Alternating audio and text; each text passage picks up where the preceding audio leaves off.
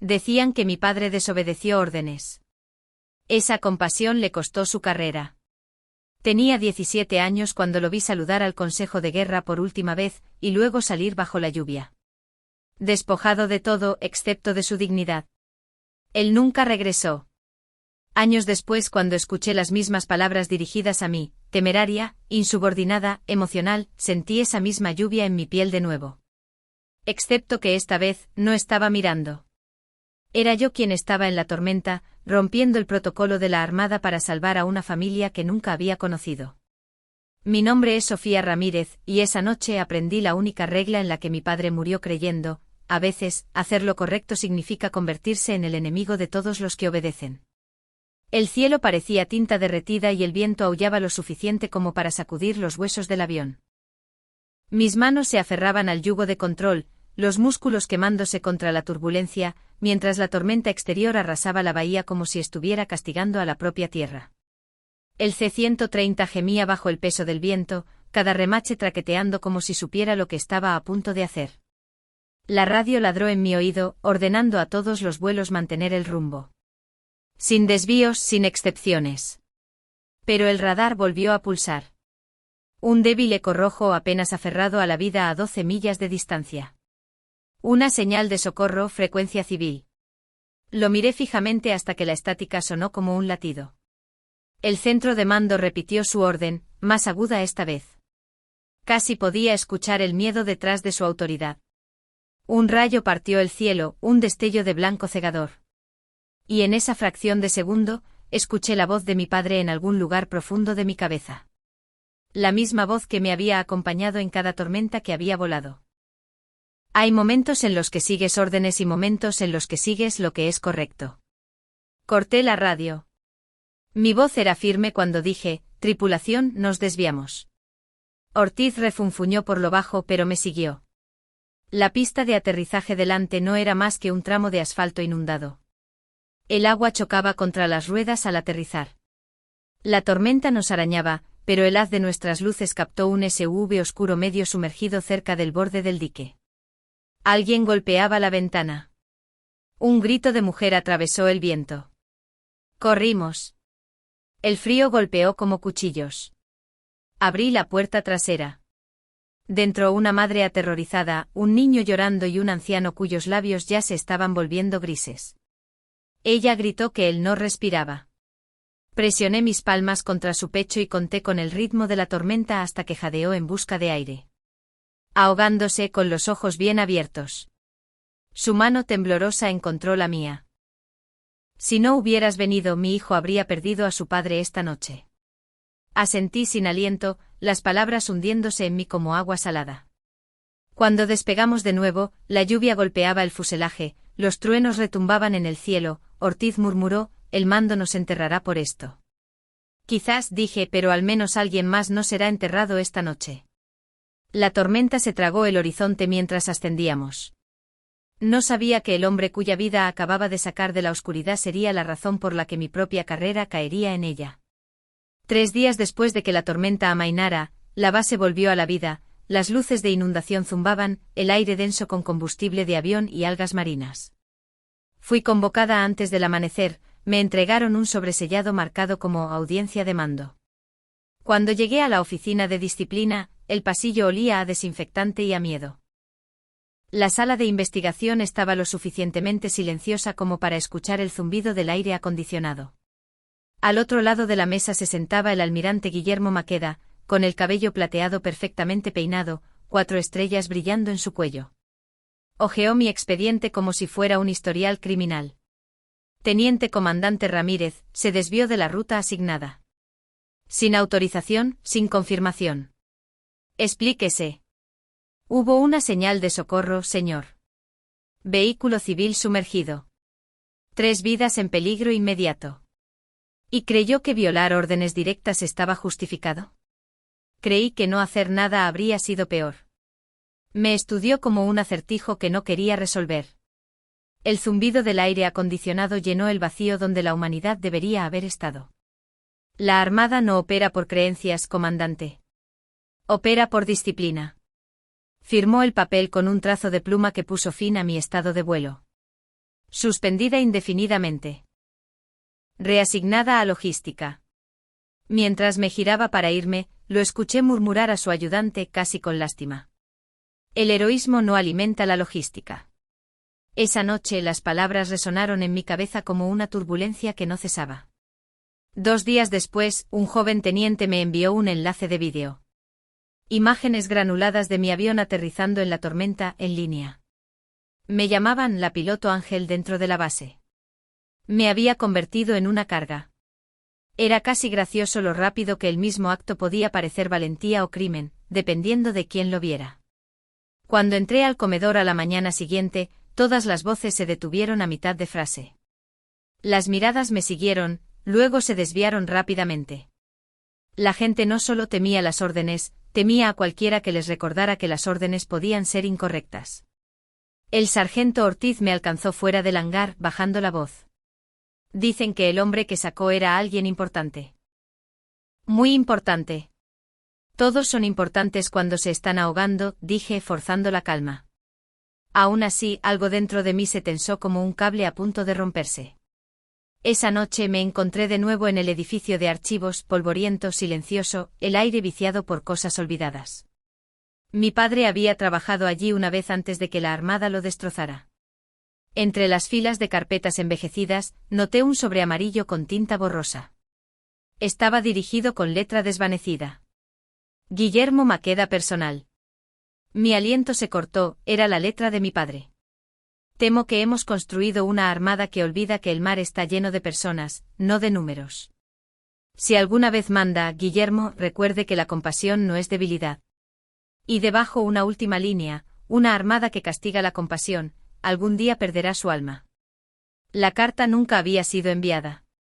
Mis rodillas se sintieron inestables. El hombre que había terminado la carrera de mi padre era el mismo que ahora desmantelaba la mía. El mismo error, el mismo pecado, salvar vidas. Miré mi reflejo en la vitrina, borroso, tembloroso bajo la luz parpadeante. Afuera una lluvia suave comenzó a caer, golpeando el techo como una advertencia. Otra tormenta se estaba formando, no en el golfo esta vez, sino dentro de mí. Mencionaron mi nombre como si llamaran a un acusado. La sala de informes en San Fernando brillaba con una luz blanca estéril, lo suficientemente brillante como para exponer cada gramo de vergüenza. Me paré derecha frente a los oficiales reunidos, mientras el almirante Maqueda sostenía el informe como una sentencia que había estado esperando para pronunciar. Esto, señoras y señores, es lo que sucede cuando la emoción anula la disciplina. La Armada no es una organización benéfica. Es precisión. Cada palabra caía como un clavo contra el metal. Nadie me miró a los ojos, pero pude sentir su alivio. Agradecidos de que no fueran ellos, pregunté en voz baja. ¿Permiso para hablar, señor? Denegado, respondió sin levantar la vista. Entonces, ¿permiso para respirar, señor? Algunas risas nerviosas se escaparon, desapareciendo tan rápido como llegaron. Maqueda cerró el expediente. Se reportará a logística con efecto inmediato. Queda en tierra hasta nuevo aviso. La sala se volvió fría y silenciosa, el tipo de silencio que se traga la dignidad. Cuando me fui, alguien susurró, nunca volverá a volar. Afuera, caminé directamente a la orilla y me quité la gorra. El aire olía a sal y combustible de avión, frío y amargo, un viejo perfume de fracaso. Mi padre había estado así una vez, despojado de alas y voz. Él había permanecido en silencio hasta que lo mató.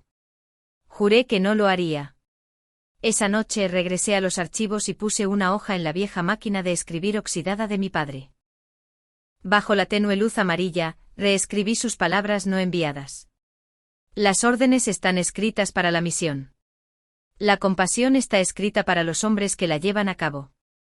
Cuando llegué a la última línea, el océano solo perdona a quienes lo intentan. Se fue la luz.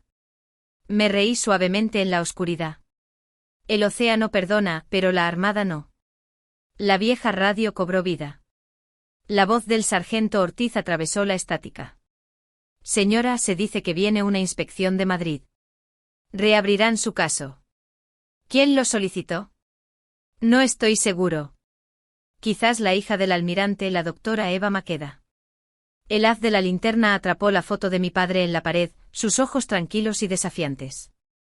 Si la Armada olvidó tu lección, papá, haré que la recuerden. Una semana después, la base se sentía dividida por la mitad. La mitad pensaba que mi castigo era injusto. La otra mitad rezaba para que el sistema permaneciera inquebrantable. Pasé mis días en la oficina de logística sellando formularios, viendo cómo el tiempo moría lentamente en papel. Cada vez que un avión tronaba al despegar de la pista, sentía que una parte de mí se iba con él. Cada mañana el sargento Ortiz dejaba una taza de café en mi escritorio sin decir una palabra. Ese día, finalmente habló. No desobedeció, señora. Solo recordó por qué usamos este uniforme. Intenta decirle eso al hombre que escribió mi reprimenda. Quizás algún día escuche. Por la tarde caminé por el hangar. Las herramientas resonaban. Los motores zumbaban. Las conversaciones se detenían cuando pasaba. Luego un joven teniente levantó la vista y dijo, la familia de mi esposa estaba en esa zona durante la tormenta. Gracias. Sonreí y seguí adelante hasta que lo vi a él, Maqueda, de pie solo en el otro extremo.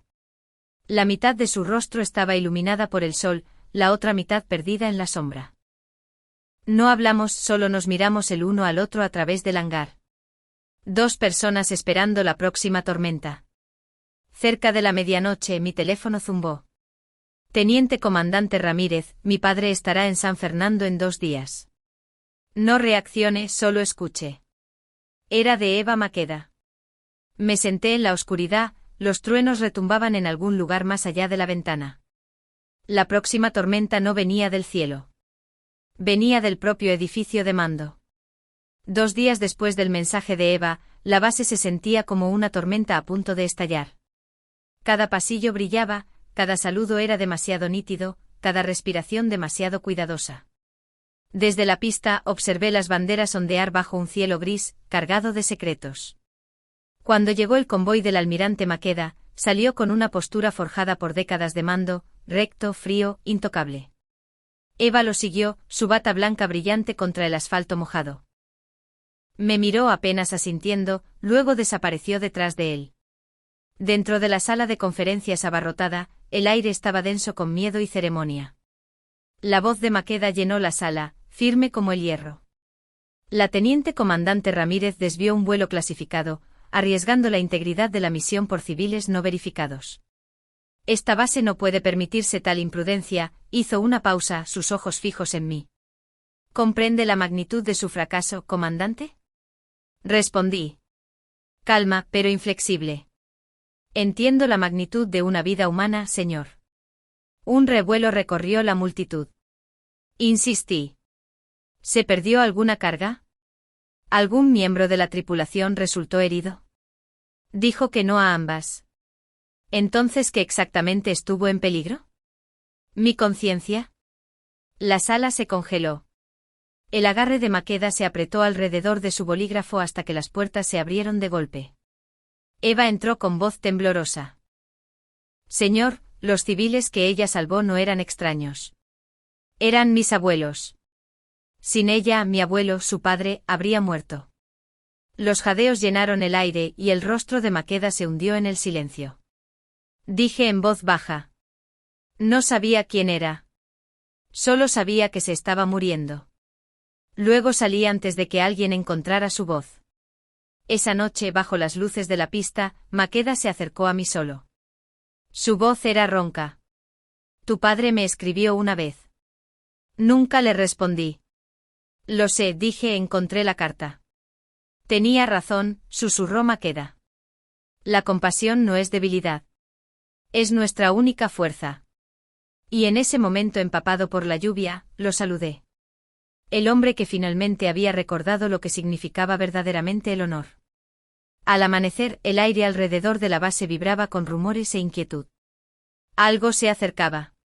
Todos lo sentían. El mensaje se extendió rápidamente. El almirante Guillermo Maqueda había convocado una junta de revisión de mando completa. La asistencia era obligatoria. Nadie sabía por qué. Cuando entré al salón principal, el mismo donde mi carrera había sido desmantelada semanas antes, la luz se sentía diferente.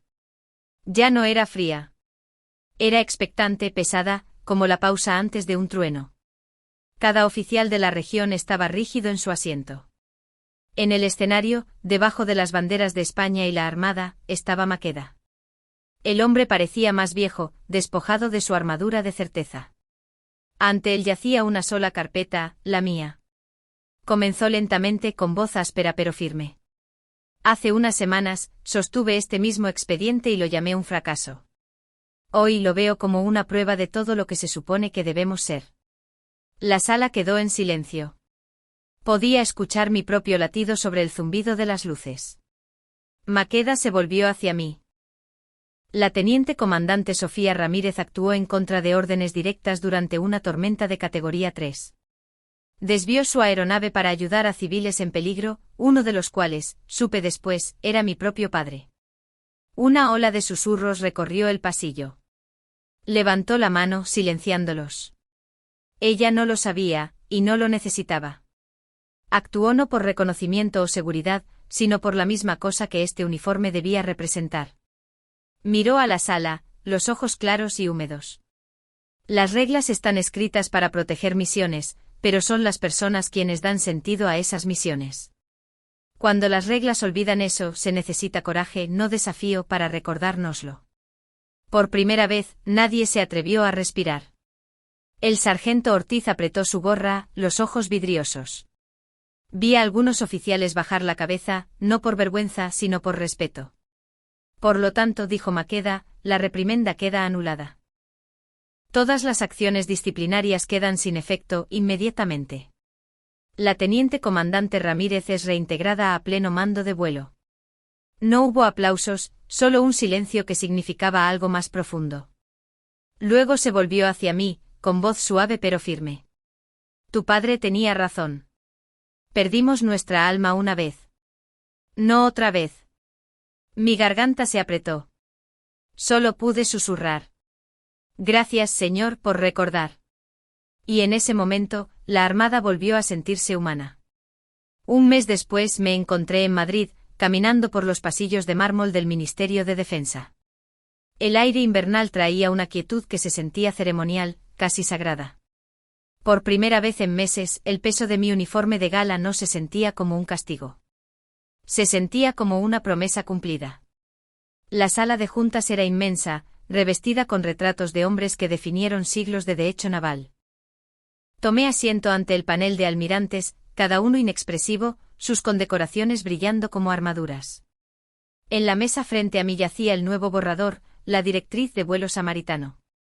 Las mismas palabras que una vez se habían susurrado en una pista de San Fernando, ahora estaban en blanco y negro, listas para ser juzgadas por el mando más alto.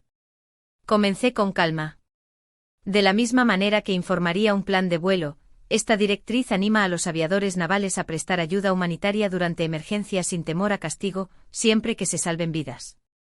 Preserva la disciplina, pero restaura la humanidad. Un almirante se inclinó hacia adelante, su tono cortante.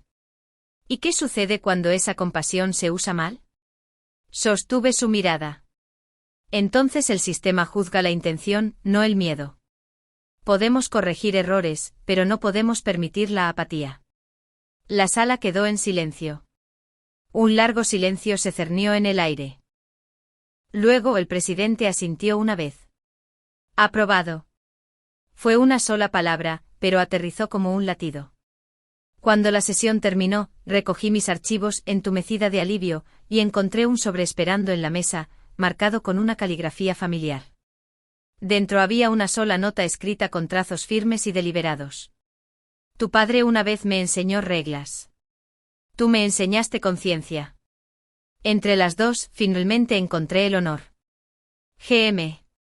La leí 2 veces, luego la doblé con cuidado, mis manos temblaban.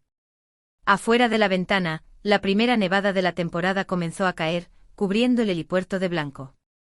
Los copos se deslizaban lentos y silenciosos como los fantasmas de cada tormenta por la que había volado. Pensé en mi padre en el día en que se presentó ante el tribunal, despojado de todo, excepto de su dignidad. Él no había vivido para ver este momento, pero su voz había viajado a través de décadas de silencio para alcanzarlo. Su compasión, una vez condenada, ahora era doctrina. Susurré a la habitación vacía. Más a él que a mí misma. No solo cambiamos una regla, papá. Recordamos por qué existía. Afuera, la nieve seguía cayendo, borrando cada cicatriz de la pista de abajo. Y por primera vez en años, la Armada se sintió limpia de nuevo. Un año después, San Fernando amaneció bajo un cielo despejado. El tipo de calma que solo viene después de que algo ha sido destrozado y reconstruido. La primera tormenta de la temporada había pasado, dejando el aire limpio de sal, los hangares brillando bajo el sol. Caminé por la pista hacia la nueva flota de rescate, el viento tirando de mis mangas. No era la mujer que una vez había estado aquí esperando un juicio. Ahora era la comandante del programa de entrenamiento samaritano. Cada aeronave brillaba con pintura fresca, la misma frase estampada debajo de la insignia de la Armada: servir con conciencia. Filas de jóvenes aviadores estaban en posición de firmes junto a sus aviones, ansiosos, orgullosos, con los ojos brillantes, con el mismo fuego que una vez me había dejado en tierra. El sargento Ortiz me esperaba en las escaleras, café en mano, su sonrisa tan cansada y amable como siempre. Nunca pensé que viviría para ver el día en que nombrarían una directriz en su honor, señora. No es en mi honor, dije. Es en honor a lo que casi olvidamos. Él asintió en silencio y retrocedió mientras subía a la cabina. El olor a acero y combustible de avión era el mismo, pero el aire se sentía más ligero ahora, más libre. En el panel de instrumentos había pegado una vieja fotografía de mi padre, su uniforme planchado, su sonrisa pequeña pero firme. Debajo las palabras que había grabado de su carta: el océano solo perdona a quienes lo intentan. Los motores rugieron, sacudiendo el suelo debajo de mí. Conecté la radio. Samaritano 1 solicitando autorización. La voz de la torre respondió con un crujido, tranquila y segura. Autorizado para despegue, comandante Ramírez. Sonreí. El tipo de sonrisa que se siente como volver a respirar. Entendido. Las tormentas siempre vendrán, pero esta vez volaremos hacia ellas a propósito. La pista se difuminó debajo de nosotros mientras el avión se elevaba hacia el cielo. La luz del sol se abrió paso en la cabina, cegadora, cálida, viva. Las nubes se abrieron delante, brillando como olas de oro. Abajo el golfo resplandecía y la bandera del hangar ondeaba al viento. En algún lugar entre el zumbido de los motores y el latido de mi pecho, casi podía escuchar su voz, profunda, tranquila, orgullosa. Bien hecho, Sofía. Terminaste lo que yo empecé. Y por primera vez, creí.